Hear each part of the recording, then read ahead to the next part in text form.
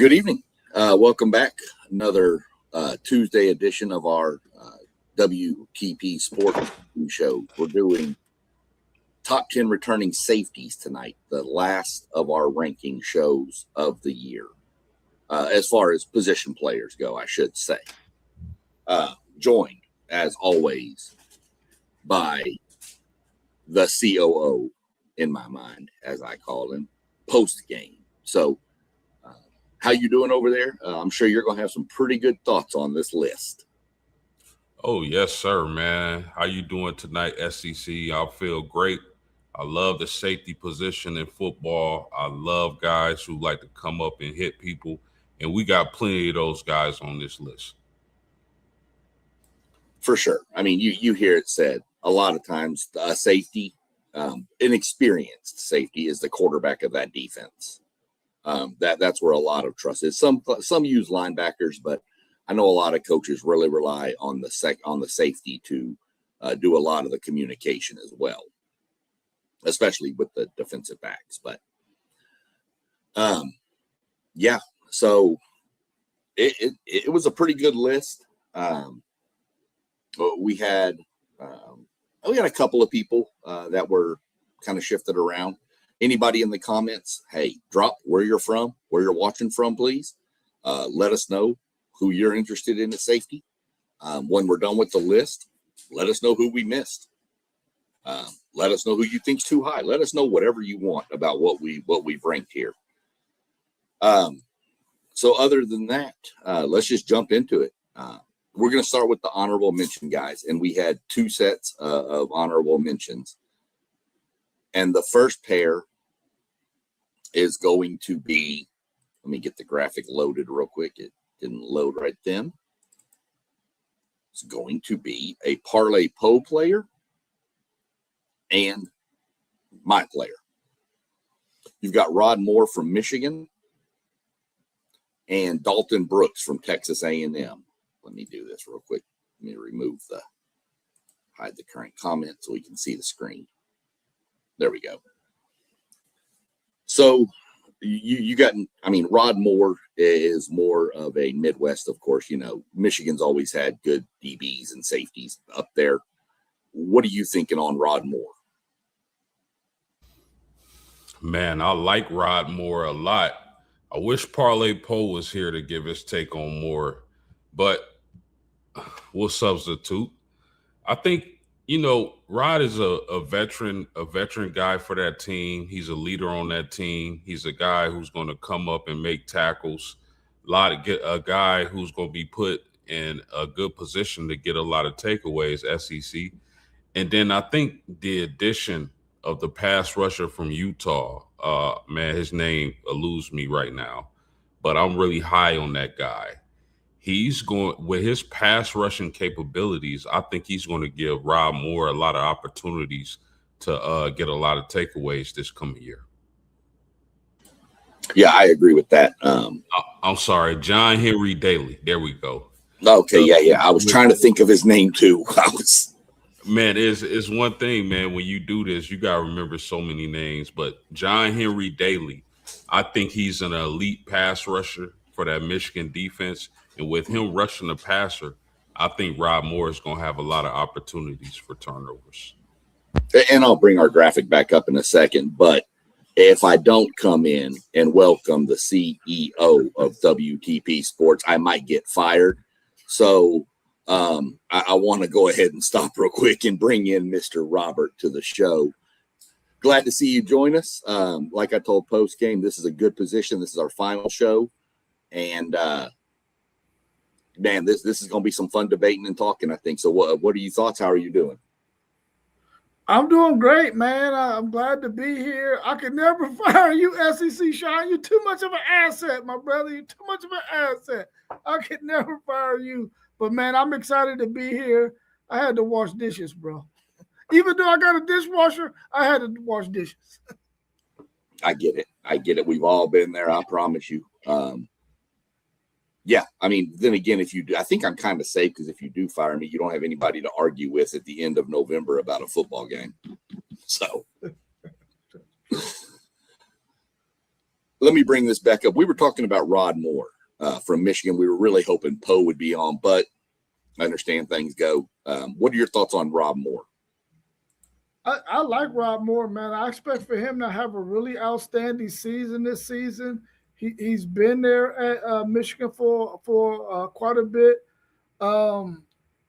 With the defense that Michigan likes to play, under Kyle Whittingham especially, I expect for him to do big things this year. They're gonna have a really good pass rush. They're gonna have some solid guys at the linebacker position. He's gonna have an opportunity to make some plays. Hopefully his hands ain't butter and he can make some of them plays.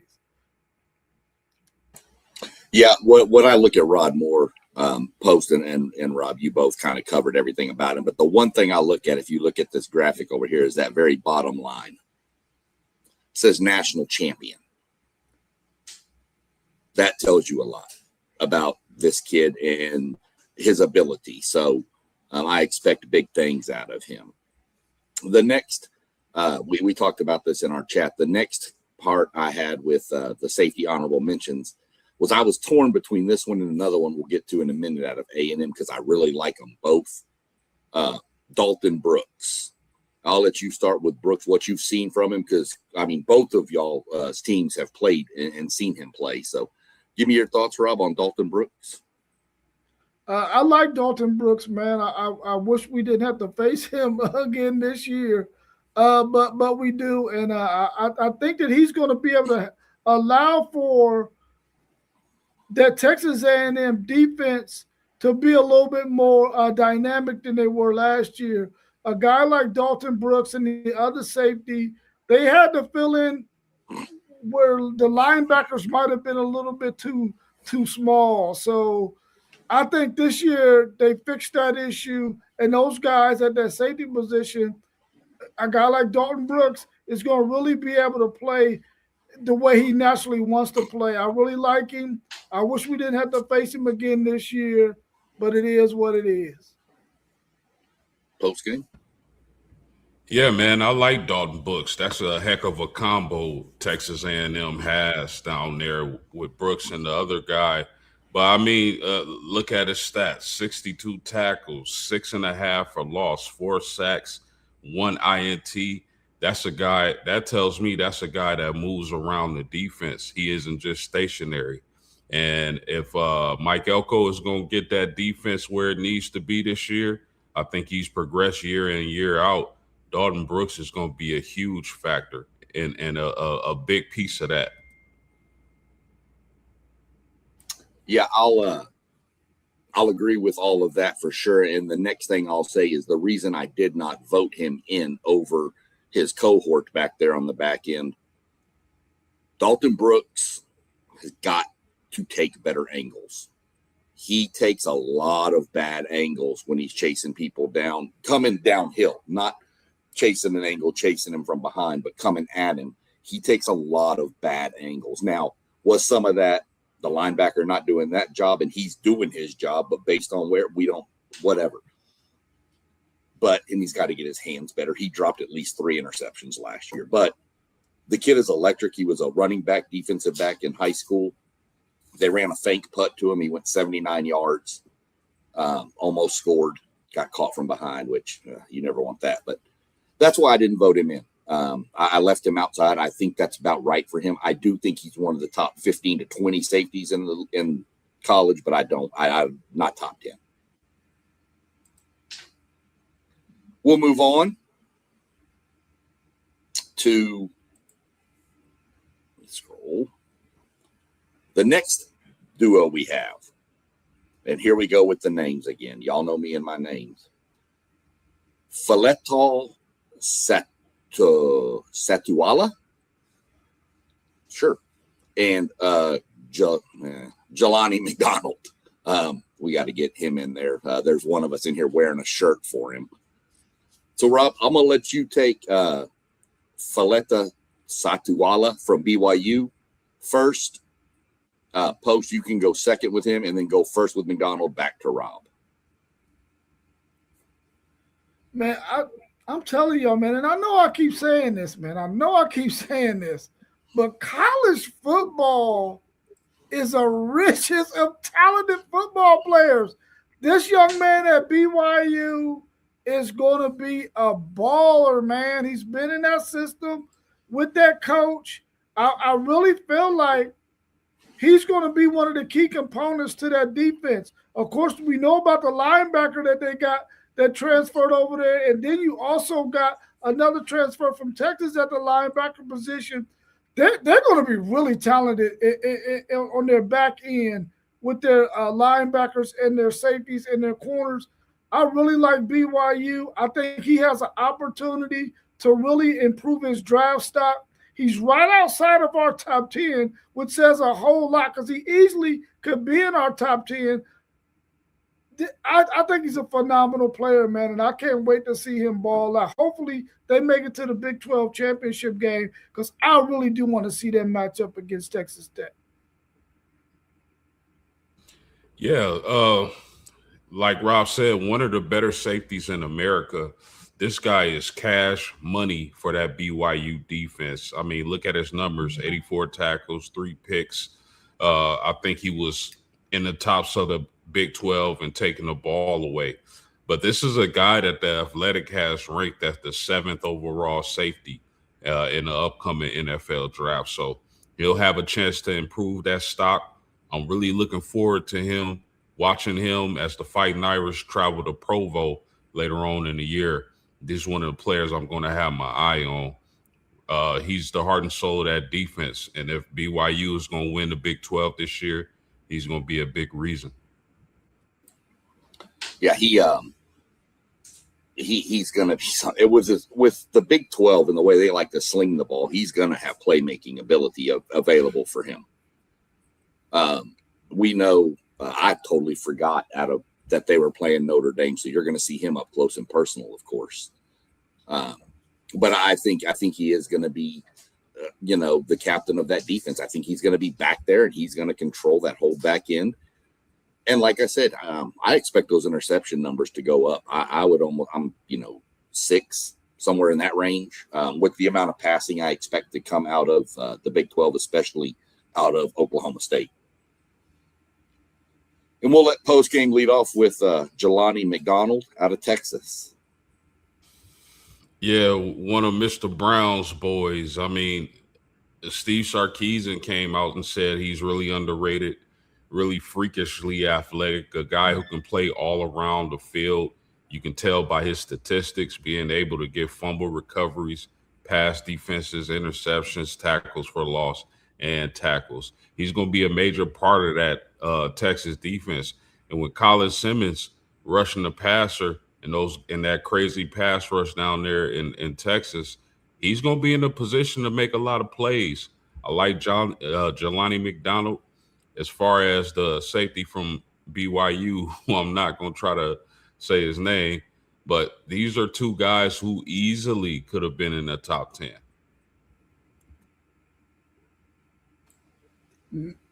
Man, for me, Jelani McDonald, if Texas finds a good covered safety and allow Jelani McDonald to play to his skill set, y'all about to see one of the best safeties in the country really improve his draft stock.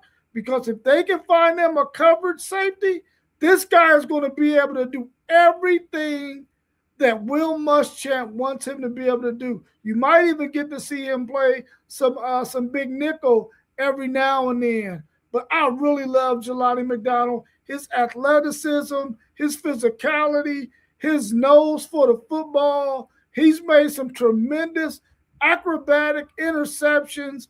I mean, this guy can really jump. He has good enough speed. I really like Jelani McDonald. I would definitely have him in my top 10. He just happened to be right on the outside of it. But I'm telling you now, man, if they get a good covered safety, you're going to really get to see all of his talents on display this football season. Yeah, for sure. When I look at both of these, what jumps out to me is they're sure tacklers. Look at the tackle numbers. They don't miss tackles. If they get you in their sights, you're going down. That's a big thing. The only thing I'm concerned about with McDonald, Rob, is it's a new defensive system. And I think we've discussed before that DB room at Texas is probably the weak spot of that defense.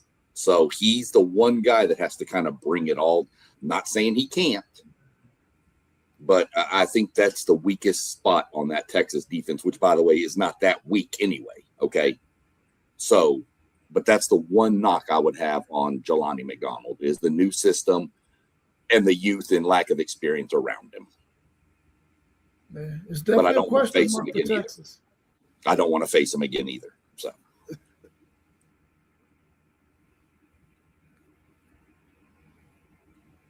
let's move on and get into the top 10. Let me remove this. Go over here. Coming in at number 10, Rob, you got the lead on this one. Post game, you'll finish up. I'll go second. Adon Schuler or Aiden Schuler, which is it, Post? Adon? Yep, Adon. Figured. Always love when we have names that I'm not 100% sure on and somebody from that team is on. So, Rob, you can take Schuler first, and I'll go get his stats and everything brought up while you're starting off on him. Part of the reasons why we are so high on Notre Dame is their defense is going to be phenomenal, but their secondary is unbelievable, man. You get Adon Schuler, Notre Dame, 6 foot, 202 pounds, already has played 3 years at Notre Dame, 118 tackles, 70 solos, 5 passes defended, 1 sack, 3 forced fumbles, 5 interceptions, 1 of them ran back for a TD. This guy, along with the other guys they have in the secondary, where are you going to go with the football? This guy is unbelievable. I really feel like teams are going to have a tough decision when they go into this draft if they're looking for a safety because there's so many guys out there. He cracks our top 10 at number 10, but he can easily be anywhere from 4 through 10 on our list. He just happens to fall at 10. I really like him. I think the fact that he's going to be around some really talented football players, he's going to have an opportunity to make a lot of plays. And I'm looking forward to him this season. I think he's a phenomenal player, really heady, understands the game. I'm ready to see him ball out. Yeah, much like Moore from Michigan, I look at the bottom line. And on a team that stacked with defensive players, you're still voted team captain. And, I mean, not saying Leonard Moore's not one because he probably is too, but to be voted a team captain at Notre Dame is a badge of honor. That's impressive. You mentioned it, forcing turnovers. I mean, pretty much you can look, there's 4 forced turnovers, 2 interceptions, 2 forced fumbles. Whether they recovered both of those fumbles, I don't know. But he forced them. He's physical. He's a physical player. He's another one. The tackle numbers aren't so high, but he's not missing when he tackles. I just think that this Notre Dame defense is going to be something special, and he is a huge key part of it. When you got Leonard Moore shutting down half of the field and you got him back there at safety that can shut down the other half of the field, you better run the ball. And I don't even know that that's going to work if you go watch our pass streams. So when you're playing Notre Dame, good luck. Yeah, man, you guys said it all.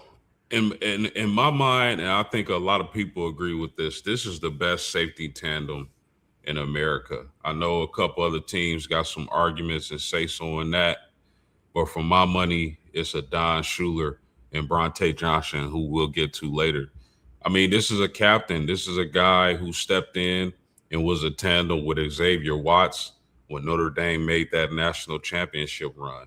This is a guy, a physical safety, first of all, an intelligent safety, a guy who can diagnose really well.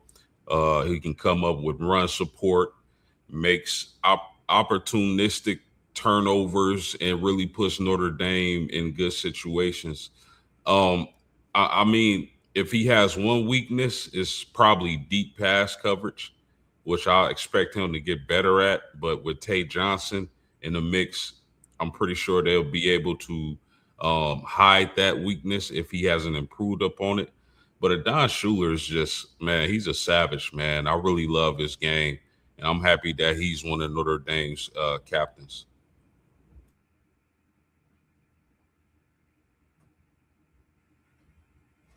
I know not just that he's a captain, but I know you're over there smiling in the background that he's putting on green and gold too.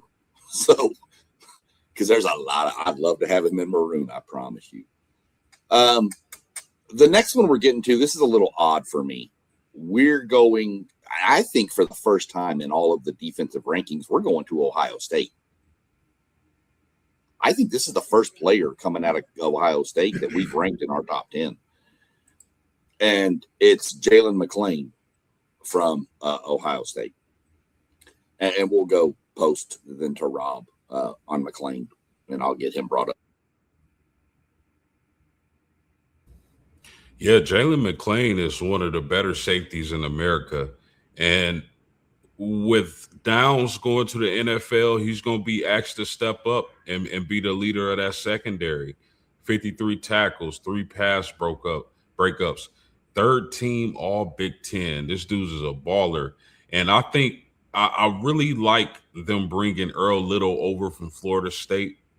And I know he'll probably play the nickel, but I think that's going to help Jalen McClain a lot.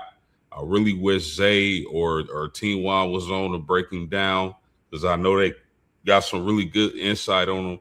But from what I saw, he's a really good safety, and I expect him to up that as far as the third team and possibly be first or second when it comes to the Big Ten. Yeah, here's a guy who had an opportunity to play in Matt Patricia's defense last year at the safety position, along with Downs. He had an opportunity to learn from what I believe was the best safety in college football last year. He's going to get an opportunity to be that man in that secondary. You know, it's going to be grouped with a lot of young guys. I really like Devin Sanchez at the corner. I think he's going to be a phenomenal player. But this is the guy who's going to make everything go in that secondary. He has an opportunity to really bolster his draft stock and possibly come out at the end of this season after playing 2 years at Ohio State. A 6-foot guy, 201 pounds, 2 years at Ohio State, 68 tackles, 5 solos, 4 passes defended. I expect this guy to put his hands on more balls this season and get some interceptions to go along with those passes defended. I'm looking forward to him having a phenomenal season and being the leader of that defensive secondary at the Ohio State University. Yeah, you said it. I mean, he learned from what we all probably do consider the best safety last year. So he learns. He knows what it takes. He's been there a couple of years. I do want to see him get a little better at going after the ball. I'd like to see the interception. I don't need big interceptions, but a couple would be nice to see. But what's really nice to see, coming from a safety position, who are a lot of times put one-on-one with a speedy receiver or even a backfield coming downhill at you, 4 missed tackles. That's really good. You're stopping the I don't want to say the big play because they could have been 10 yards down the field, but you're stopping the 50 to 60-yard play by making those tackles. So, like Jalen McClain, think he's going to shine back there for Ohio State. Again, just think it's odd that that's the only Ohio State player we've had. But, you know, that they lost a lot off that defense. Let's be real. So, could be a little bit expected. You got something post-game? No. All right. We will move on down the list and jump to number 8,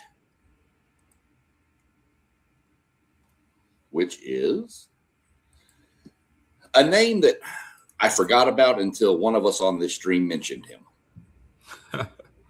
I cannot lie. I straight up forgot about this kid, and post-game shout out, you mentioned him, and I went, yeah, you're right. So it's Peyton Bowen out of Oklahoma, another player who is going to have a great defense in front of him. We're definitely going to let let me see, Rob, who went first last time? Post game? So I'll let Rob go first to talk about his favorite team, the Oklahoma Sooners. Not. Listen, man, Peyton Bowen, I was not going to mention him whatsoever. He's an Oklahoma guy. I'm a Longhorn. I'm never going to mention that guy. But I'm telling you, I'm going to give him his props because he is really good. You talking about a guy 6 foot, 200 pounds, played 3 years at Oklahoma. I thought he was going to come out and go to the NFL draft this year, but he decided to stay, which I think is a good thing for him. 115 tackles, 60 solos, 13 passes defended, 1 sack, 1 forced fumble, 2 interceptions. What I would like to see him do is improve on his interceptions and getting his hand on those balls. But he's been playing really good, solid defense. I really like him. I think that he's going to be one of those players that's going to allow Oklahoma's defense to be one of the top 5 in the country. They were really good last year. I expect them to be really good this year. He'll be the quarterback of that defense. He'll be making sure all of those guys are lined up where they need to be. And anytime you play in a Brent Venables defensive system and you get to do it for 4 years, you know he's going to be phenomenal. And I'm looking forward to seeing him do that. I just don't want to see him do it against my Longhorns in the Red River rivalry. Yeah, no doubt about that, Rob. I really like Peyton Bowen. We're talking about a 5-star kid out of high school. And, at first, I was really disappointed in Peyton Bowen coming out of high school because first he commits to Notre Dame. Then on signing day, he commits to another team, commits to other teams. So I'm like, man, what is up with this guy? But we're here to talk about football. His football playing ability is just amazing to watch. This is a guy who's a safety who can play deep coverage, or you can bring him down and he can play the nickel, or you can blitz him off the edge. That kind of versatility in a safety is the reason why I'm sure he's going to be a high NFL draft pick. Love Peyton Bowen. I remember all that. That was funny. Him and his brother both played on the same team in high school too. Eli Bowen. I mean, what do you want him to do? You want him to cover the deep third? You want him to come to the line of scrimmage blitz? You want him to sit back as a linebacker? What do you want? And he's going to do it, and he's going to do it well. He's got the size, the strength, and the speed to do it all. I fully expect he's going to climb this ranking probably a little bit. I do think he's going to benefit from what's in front of him on that Oklahoma defense for sure. But, I mean, his tackle stats are a little bit low compared to some of the other safeties we've seen. But let's remember that Oklahoma D-line was pretty good in making a lot of tackles last year. So I fully expect you're going to see him coming off the edge a little bit more to hurry up quarterbacks than you did last year. I think you're going to see a little bit more of him down near the box. But we'll see what happens. But, yeah, I'm again, Post. I can't, good call there.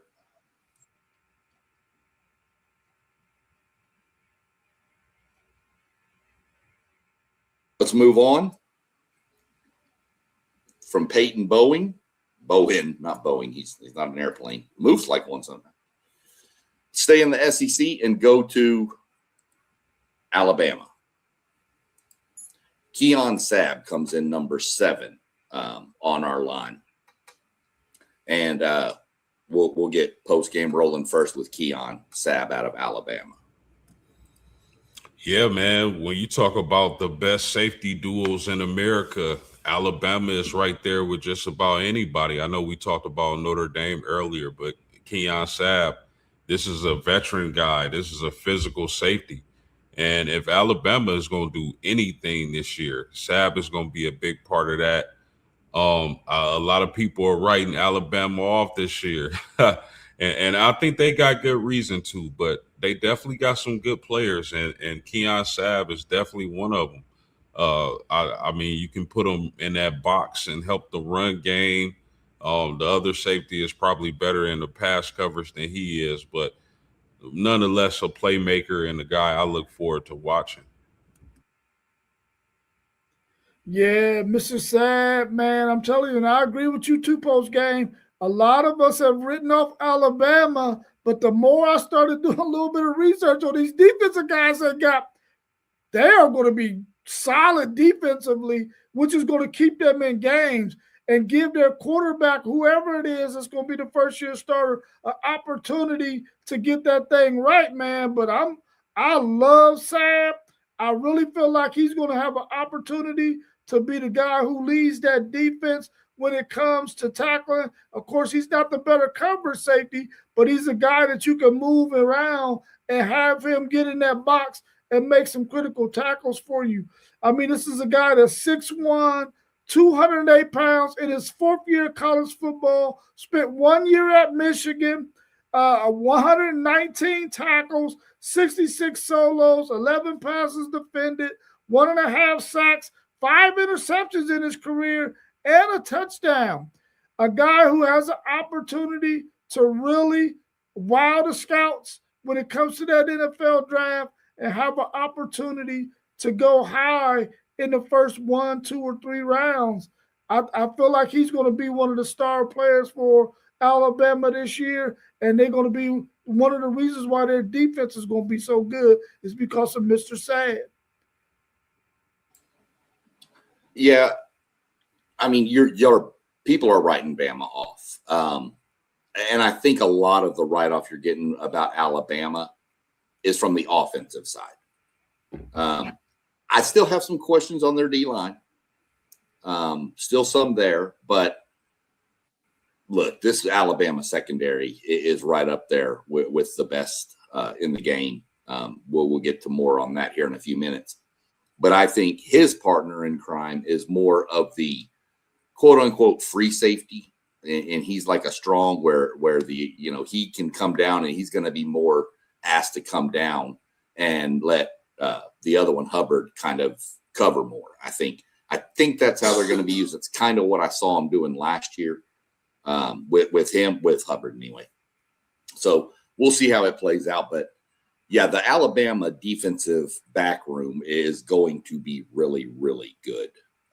And that's the definite strong side of that defense. We'll see how the rest of it plays for Alabama.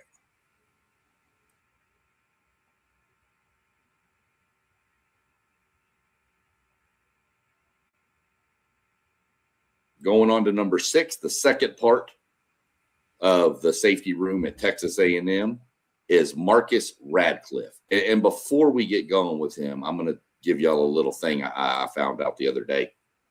I don't know if you watch any SEC media days, Rob, but for every turnover he gets, he's donating $315 to the Wounded Warrior Project. So if you're playing A&M, throw the guy at least one pick a game. That's all I ask for. You can throw more, but at least one, please. So I thought it was a really cool thing he was doing. So I wanted to be sure I brought that up on the show because I think that's a really, really good reason and some motivation for him. Yeah, that so is Marcus, really cool. Go ahead. Oh, go ahead. Yeah. Sorry. Yeah. And we'll let you go first, Rob, because I know your second favorite team right here. You can't help but wanting to talk about A&M, so I'll let you jump and then post you can hit. Yeah, I want to get that taste out of my mouth quick as possible, talking about an A&M guy for sure. No, but Marcus Radcliffe, I like him as well. You're talking about a 6'2", 209-pound guy, a guy with a lot of freaking experience. He's in his 4th year, and he's 2 years with Mike Elko. So you know this guy's going to be phenomenal. He had 3 years, 1 year at San Diego State. Listen, this guy has 164 freaking tackles, 91 solos, 4 passes defended, a forced fumble, 4 interceptions. I think that this guy has an opportunity to really make first team all SEC. And we've already talked about an Alabama guy. We already talked about a Texas guy, another Texas A&M guy, and we're probably going to talk about some other SEC safeties. But I think this guy is really that good. He made our top 5. I really feel like he's going to be able to do some things in this defense for Mike Elko that he really needs to get done. And when you got a safety that can take away people's mistakes like Ratcliffe can, that's a winner, winner, chicken dinner. Let's go. For sure.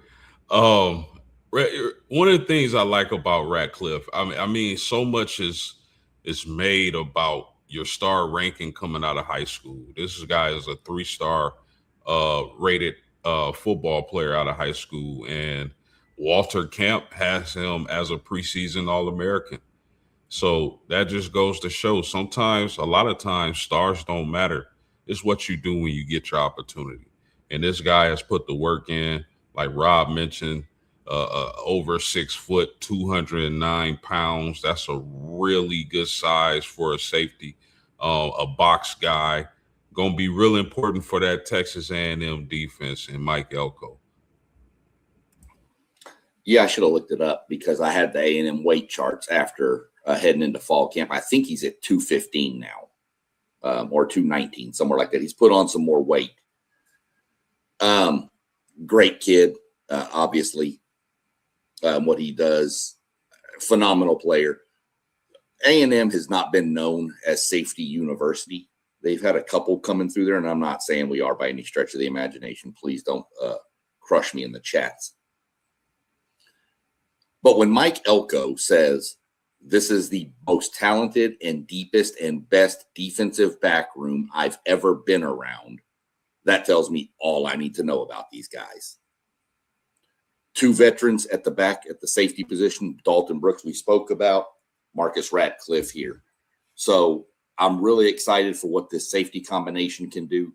Do want to see him not just for what, but I want to see that the turnover numbers have to get higher for the entire A&M defense. They were pathetic last year in forcing turnovers. It was bad. We got to get better at that, and we'll see what happens. But really excited to see what Marcus can do this year. Post game, it doesn't matter your stars. You're 100% right. But how much work are you willing to put in to get to where you want to be? And this kid's done what he's needed to do, and we will see him on Sundays.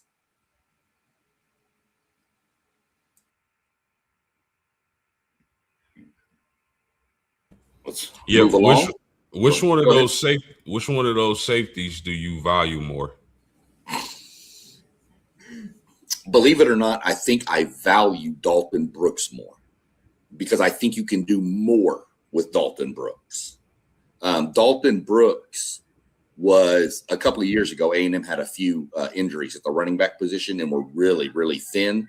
And Dalton Brooks got a few runs back there. I think you can move Dalton Brooks to the offensive side if you're in a serious bind. But if we're just talking on the side of the defensive ball, I think Ratcliffe is probably the one that I'm leaning on the most because I think he's more of the freakish athlete. Dalton Brooks is just a solid, strong, quick guy, but Ratcliffe, I think, has the other factors, to put it nicely.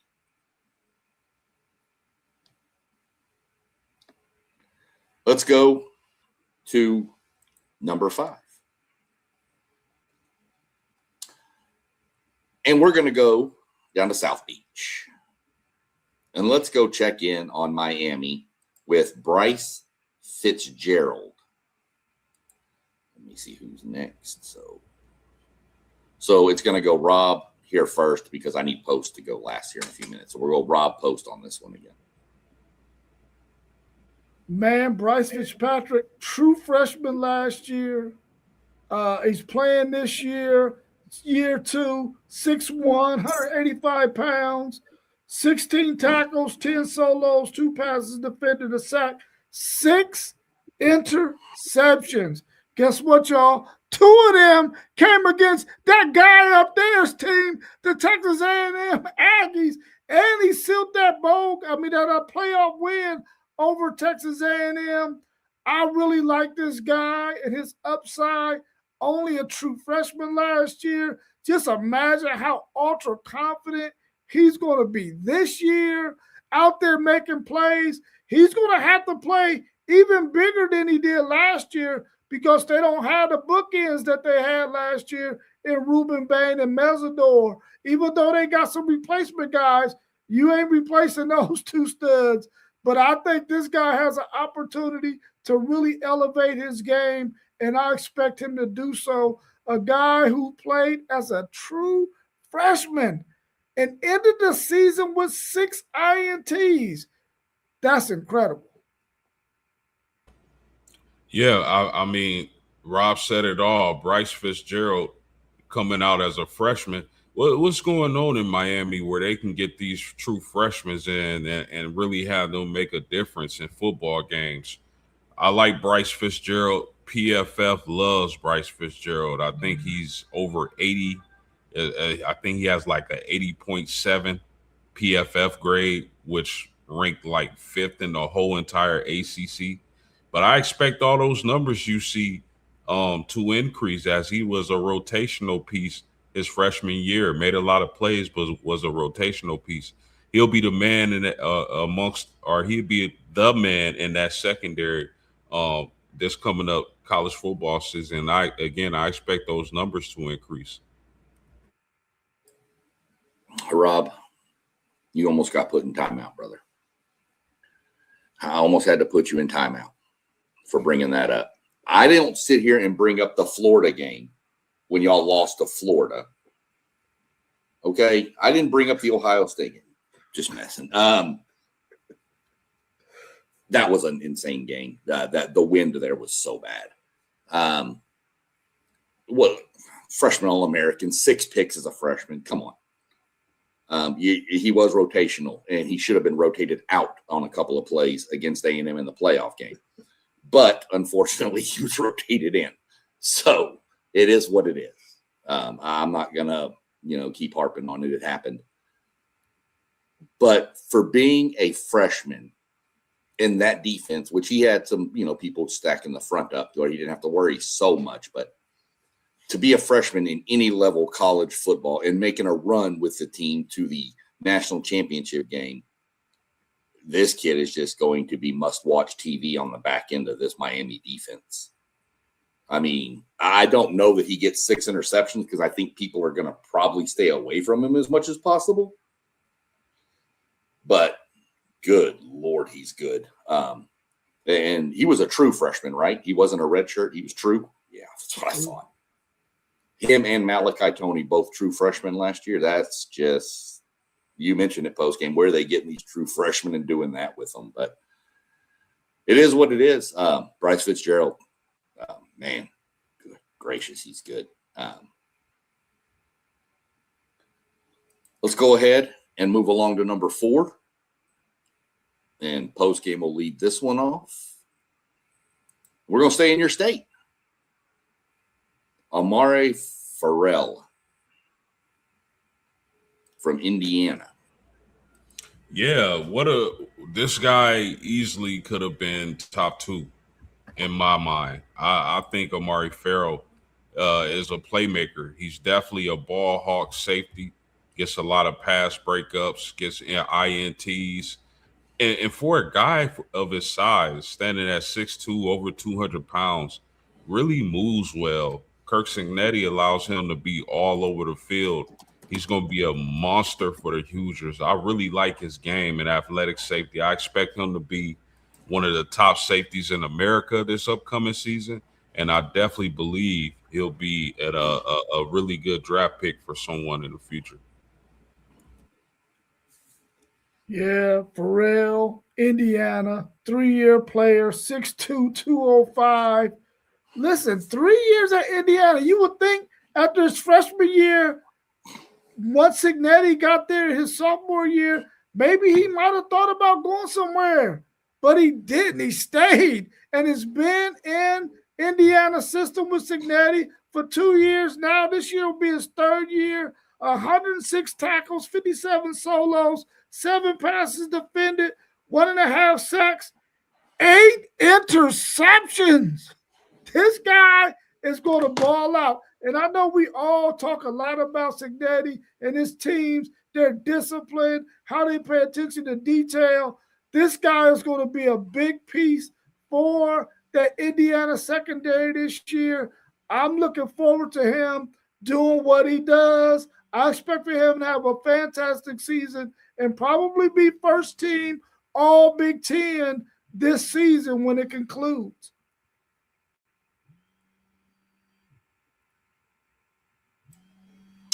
Yeah. Again, let's scroll to the bottom of his stat chart. Rob, you didn't mention one thing that I was really shocked about. Every time we've talked about this certain program, there's always been a Curt Cignetti reference, and we didn't get one there that I heard.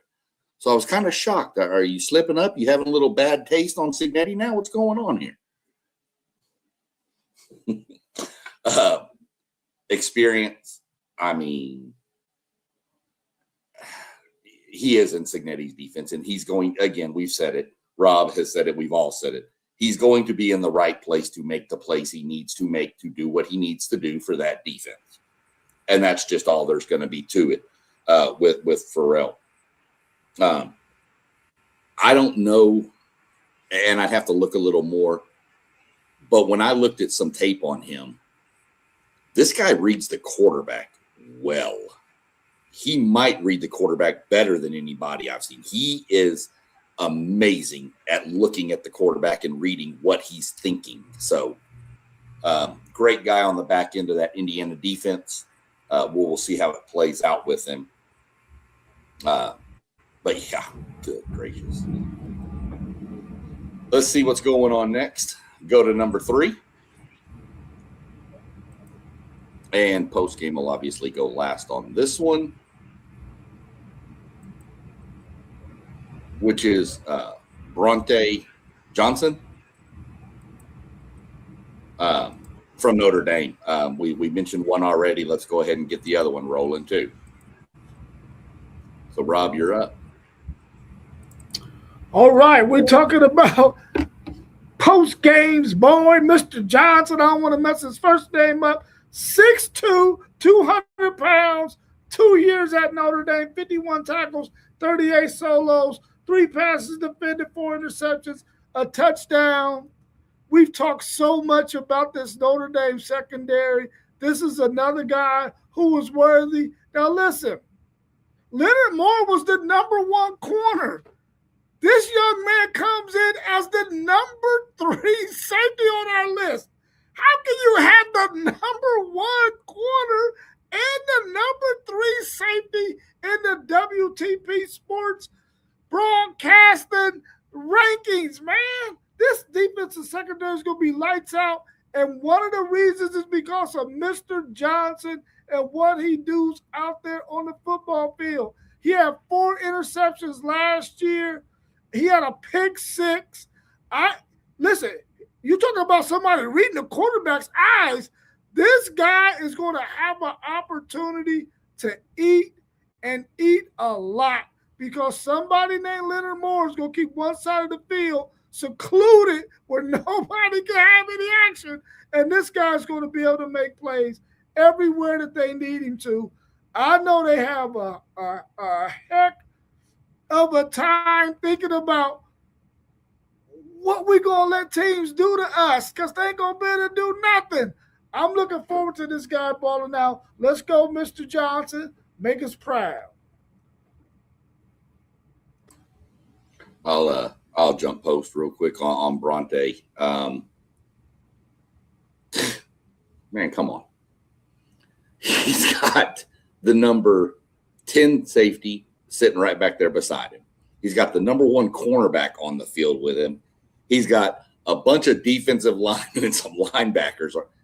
I mean, come on. This is going to be a nasty secondary to go against. Again, I mentioned it earlier.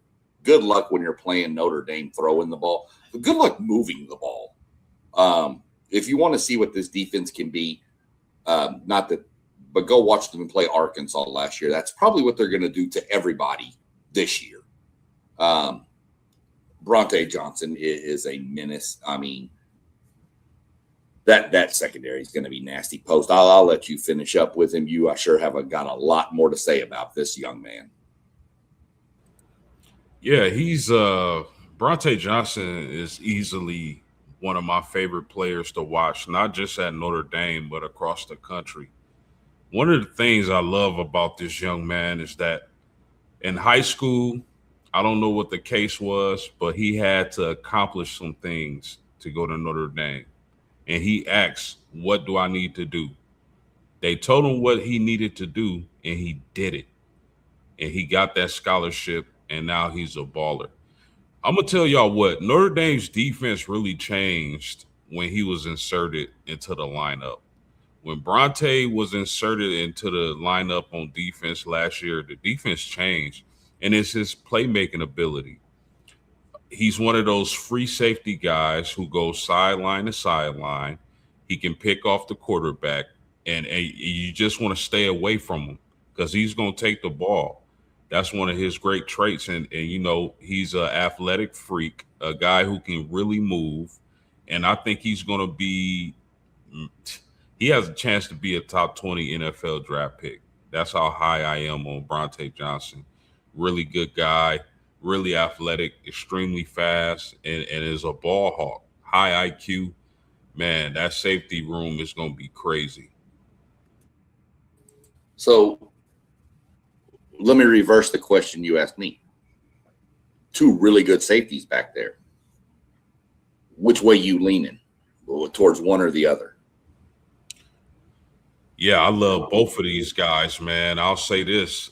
Adon is more of the leader, put everybody in position, the quarterback back there, really physical safety. I think Bronte is the more athletically gifted guy. So I'll put it out, man. I love them both, SEC. I really do. But if I gotta say, that's how I would break it down.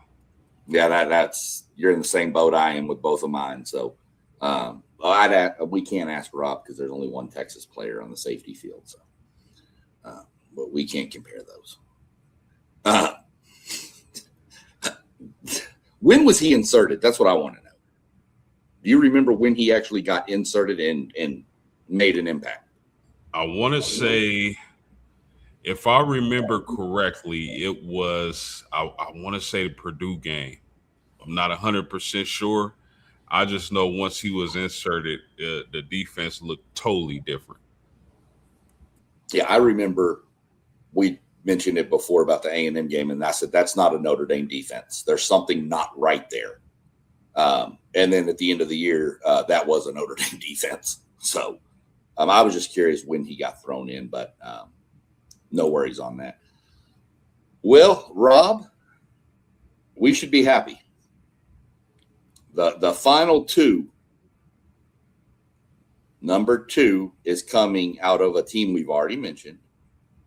Let's bring in Mr. Bray Hubbard from Alabama, coming in at number 2 in our ranking. Listen, SEC, Mr. Bray Hubbard. Listen, 6'2", 217 pounds. A guy who has played 3 years already, 132 tackles, 83 solos, 10 passes defended, 2 sacks, 4 forced fumbles, 7 interceptions. This guy can play everywhere on the field where you need him to, in the box, back, coverage, whatever you need this guy to do, he can do. He comes number 2 on our list. Do you know how monumental that is to come in on WTP Sports at number 2?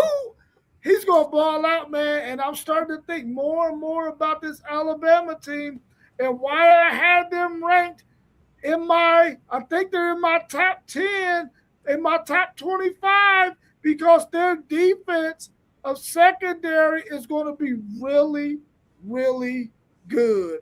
Mr. Hubbard, go make us proud. Yeah, that's one heck of a photo of Ray Hubbard, man. But I mean, Ray Hubbard is elite, man. I think he lacks deep ball speed, but anything else, this guy is exceptional with.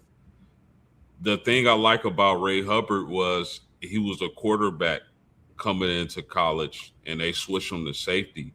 So when you talk about quarterback of the defense, I mean, imagine the advantages this guy has uh, playing safety, being a quarterback for all those years.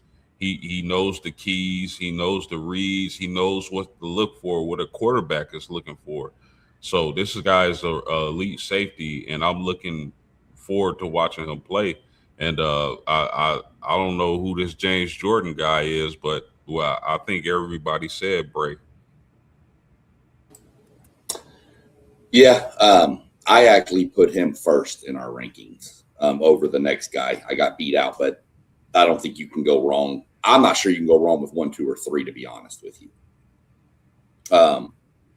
You went where I went. Quarterback, puts in the work, watches film during the week, understands route combos, knows where cuts are coming, knows when they're coming. He knows how to read a receiver because he was throwing it to the receiver. So he knows what to look for and what to key on to get in front to make plays on the ball, which you mentioned, Rob? 7 interceptions in his career, 4 last year.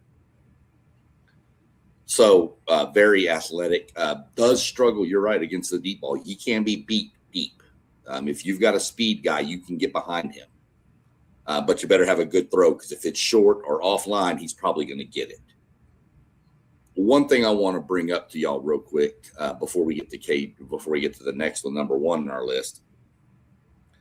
If y'all listen to the size of these players at the DB position, not just safety, but cornerback too, we've got 6'4", 6'2", 6'3" guys everywhere. That is not the norm for safety or so I don't know if y'all got any thoughts on that real quick. Yeah, I remember coming up, safeties were 5'10", 5'11". A big one was 6 foot. Corners were 5'8", 5'9". It's just evolved, man. The athleticism, the frames on these guys is amazing. So that's definitely something that I've realized SEC shine, like, through the years watching these positions evolve. That's a really good catch. Like, these are some freakish athletes, man. Pretty soon they're gonna have a 7-footer at safety. Yeah, I think when you start thinking about the wide receivers, man, and how they started to evolve the game and start getting size, and the guys at wide receiver became more athletic, you had to get more long, lengthy defensive backs, man. So I think as the wide receiver position evolved, the corner and the safety position had to evolve to much longer guys. You know what I'm saying? A lot of times, if you play wide receiver on offense, you probably turned around and played two-way and played cornerback or safety on defense. And so I just think just with the evolution of wide receivers, so has the evolution of defensive backs happen at the same time, because you got to keep up with whatever's happening. And you do not want no small guy, even though a lot of good smaller players can really play. You just want to have an advantage by having guys who got that lift, especially when it comes to those 50-50 balls.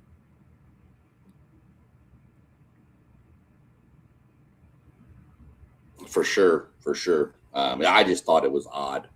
I'm used to post games of them 5'10", 5'11", 6 foot maybe, but this is just getting crazy. And that leads us to our number 1. Get up here to him, and we're going to stay in the SEC. And KJ Bolden from Georgia. I don't remember who can go first. Either one of y'all can go first. Post game, Rob, doesn't really matter. I've lost the rotation again. Well, I'll go first. Listen, man, KJ Bolden out of Georgia, 6 foot, 195 pounds, 2 years at Georgia, 135 tackles, y'all, in 2 years. 135 tackles, 72 solos, 6 passes defended, 1 sack, 1 forced fumble, 3 interceptions. He comes in as number 1 on our safety list. I really like this guy. I'm glad that my Texas Longhorns does not have to face this guy again. Hopefully we do, though, in the SEC championship game, because that's the only team I want to face in that championship game is Georgia, because Georgia is king. And I feel like KJ Bolden is going to be that piece that Georgia needs to command that secondary and to command that defense. I think he's going to take that step and be the leader on that defense. I really like KJ Bolden, and that's why he was number 1 on my list and number 1 as a consensus on everybody else's list. Yeah, man, this is no doubt in my mind the number 1 safety in college football. His versatility, man, he can play deep coverage. He can come up to the box, be a box safety, or he can play the nickel. That's a heck of a utility knife to have in your back pocket. If I'm Georgia, this guy's just a playmaker, and I mean, I think Georgia, he's going to be a big reason why Georgia is going to bring another elite defense to the SEC this upcoming season. Love KJ Bolden. Would not be surprised if this guy's a top 10, top 15 NFL draft pick. Just an elite athlete and a guy coming out of high school that has some track background. So imagine what type of speed he brings to the game. Yeah, I mean, the Swiss Army knife, you're right. I mean, that's what he is. He does it all. And it says a lot in the defense under Kirby Smart, because we know Kirby Smart demands excellence out of his defensive players. And Kirby was a safety. And Kirby raves about this guy. Everybody does. This dude is amazing. CBS Sports, I saw their quote on him. They said he is the standard of safeties in this year's college football class. Not much else to say about him. Just super athletic. And Rob, be careful wanting Georgia. I don't want him. Unless it is the SEC title game for sure. But Georgia's the king of the SEC for now, and until somebody knocks them off. So I just know that Georgia team's going to be really good on defense. They always are. There's some defenses out there this year, guys. We've got guys all over from Notre Dame, Oregon, Miami, Texas. We've got guys everywhere. This is going to be one of the best defensive classes I've ever seen come out of college football, from top to bottom.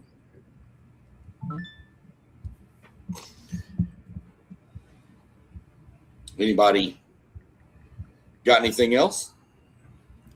When you look at the coaches poll that was released, okay. Ohio State was 1.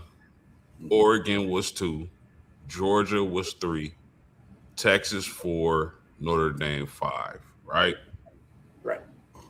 Those top 5 teams, what do they all have in common? They have a really athletic defense and a returning starting quarterback. I found that really interesting, fellas. Yeah, when you think about it, at first I was thinking each of them is elite on one side of the ball or the other, not just the defensive side. But yeah, that's a good take. You think those teams are elite on either side? You don't think they're elite on both? No, I was saying that at least they were elite on one side. Gotcha.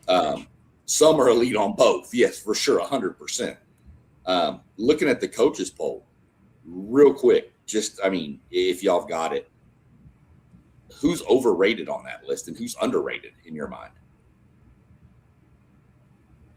I think Missouri is overrated, especially if their running back isn't up to full health. I think that possibly Penn State. A lot of people point towards Penn State schedule, Yeah, which nobody talks about. But every chance they get, they'll bring up Notre Dame's schedule. But anyway, a lot of people bring up Penn State schedule, right? And I just think like sometimes it takes a year or two to really put it all together. I know they got a lot of players transferred in, same coach, same players, but they got to rebuild that Penn State program. And sometimes it's just not the first year. Sometimes it takes time, man. So those were some interesting teams. I mean, I really think SMU is underrated because I love their quarterback. I think BYU is properly ranked, but man, it's exciting because I mean, right at the tail end, just not making the cut, they had Louisville and what I thought was interesting was Florida, just outside of the top 25. yeah. Anything jump off to you, Rob? Not necessarily when it came to the rankings, but what did jump out to me was the fact that you're going to have SMU, BYU, and Miami, who could possibly only have one loss, and each one of their losses will probably come to the Notre Dame Finals, bro. They could all possibly go undefeated outside of playing against Notre Dame. Could you imagine what that resume would look like if Miami is 11-1 at the end of the season, SMU is 11-1 at the end of the season, and BYU is 11-1 at the end of the season, and each of their only losses to Notre Dame? That would be unbelievable. No, it wouldn't, because I don't think Notre Dame beat all three of them. That's really interesting, Rob. I didn't even think of it like that, but you know, another key matchup that I'm really anticipating when you talk about SMU is the Louisville matchup. I think that's going to be one of the best games of the year. So, I mean, SMU, Miami, and BYU, if they were to only lose to Notre Dame, that'd be amazing. I didn't even think about it like that. Yeah, I didn't either. I was thinking Miami and SMU losing to Notre Dame, and then if SMU beats Louisville, they're all going to be like 11-1 because I don't think Miami and Louisville play this year. So they'd be all 11-1 in the ACC, and we'd have this whole mess of ACC again. I'm going to be a little point blank. I think the most underrated team on that list is Notre Dame. I think Notre Dame at 5 is way low. I think Notre Dame's at least top 3 minimum. Well, you know there's a Notre Dame bias amongst the coaches. I do. But you know what, SEC Sean, I'm fine with that. As far as Notre Dame, like as long as they're top 5-ish, I'm cool. Most Notre Dame people are because they understand there is that bias from the coaches. Oh, you're not in a conference, your schedule. We're not going to get into all that. That's for another day. But I still think Notre Dame's the top 3 team in my mind. I agree with Missouri's overrated. I think Houston is underrated. Y'all know how I feel about this Houston squad. I think Houston is underrated in this poll. But again, a lot of this poll is what have you done? And that's kind of where you look at it and see how it falls out. But I will give a shout out to everybody in the chat too. If you saw the coaches poll, you need to tune in this coming weekend because the real poll is going to drop. WTP Sports will be dropping their top 25 rankings. What day are we doing it, Rob? Saturday or Sunday? Saturday. Okay. 10 a.m. Okay. Hosted by Post Game. That's right. I just forgot what day we were doing. So Definitely tune in for that, because that's going to be the real rankings. These are coming not from computers and people sitting around betting on bait and bias and all this. This is coming from people that watch the games and actually know these teams and have a good ranking system for them. So definitely tune in for sure for that if you want to know where we rank everybody. Anybody got anything else? I just want to ask y'all real quick before we get out of here. Do y'all believe in Michigan this year? No. No. No, I think Michigan's going to. Do I think they're going to win the Big Ten? No. Do I think they're going to be a top 4 or 5 team in the Big Ten? Yes. I really do think that Michigan is going to be a better football team this year than what they were last year. They're not going to have those same distractions and issues. I think the quarterback, Underwood, is going to be a better quarterback this year and year 2. I think they're going to understand they got to get the ball in their playmakers' hands and not miss the opportunity to get the ball who Marsh, when he needs to be getting touches. He had games where he didn't get no touches. It's like, come on, man. And I think defensively they're going to be better because they just got some better talent on defense and more experience.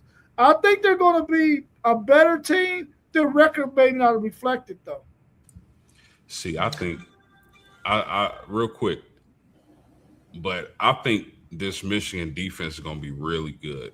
And I think if they're able to get Bryce Underwood where he's supposed to be, I think Michigan can beat anybody in the Big Ten.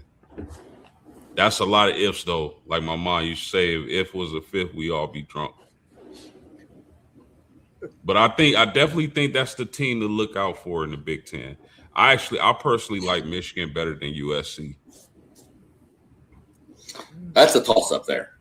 And I've seen some of our rankings already. I don't want to spoil anything for the people that are going to tune in, but you'll see why that's a toss-up when we get together. But I'm just not sold. I think Michigan's ceiling is 9-3. And I think their floor is probably 6-6. Now, I expect Underwood to take a step forward, and I do expect the defense to be good. But, dude, I'd have to look through their schedule. There is some dogs in the Big Ten this year. So we'll see how it plays out. I'm just not a big fan of Michigan getting there. By no means are they a playoff team in my mind. By no means. I don't see it unless the stars align and everything is perfect, and I just don't see it. So I'm going to leave y'all with 2 little quick things. I want the commenter people to go check it out. I want everybody to go Google the kid with the cotton mouth in his helmet in Arkansas high school. It's crazy, and it was real. And then I don't like doing this so much, but there was an issue in Texas yesterday on the practice field. I believe he's a University of Texas, maybe commit from Lake Travis High School, had a serious medical emergency during practice and is in ICU right now. So, keep that, for what you will. I just got that the reason I mentioned it because it just broke by Matt Stepp down in Texas, sent it out. I saw it yesterday, but I wasn't saying anything till I knew it was able to be posted. So, it's hot out there. Down there, these guys are out practicing to give us the entertainment we want. So hopefully everything's good with that kid, and we'll go from there. But other than that, I appreciate all the stuff in the comments. Appreciate the analysis from you two fine young gentlemen. And we'll be back again. I believe tomorrow and Thursday we're doing NFL breakdowns. And then Saturday, of course, we mentioned the real Top 25 show. Sunday, I believe, is the Over and Under Big 10 show. Rob, is that right? Is that Sunday? Yep. So a lot of content coming, and then we're going to start working on some stuff after that. Like I said, this was our last ranking show for the defense. So now I'll come up with something else we can do. Don't know what it is yet, but we'll figure something out. So other than that, if you gentlemen don't have anything else to add, we will get on out of here and call it a Tuesday night. We'll just tell all the fine folks, peace.